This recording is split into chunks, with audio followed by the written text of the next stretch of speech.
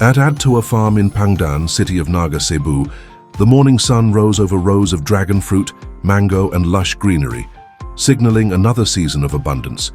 The air was filled with excitement as workers, family and friends gathered with baskets and laughter.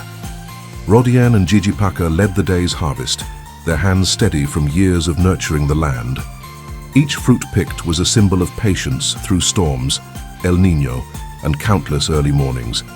Nearby, children played among the trees while elders shared stories over brewed coffee.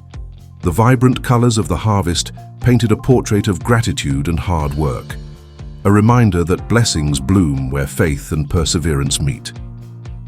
As dusk fell, everyone shared a simple meal under the open sky, thankful for another fruitful season at ADTOA Farm, a living testimony that with God's grace, every seed planted in faith will surely bear fruit.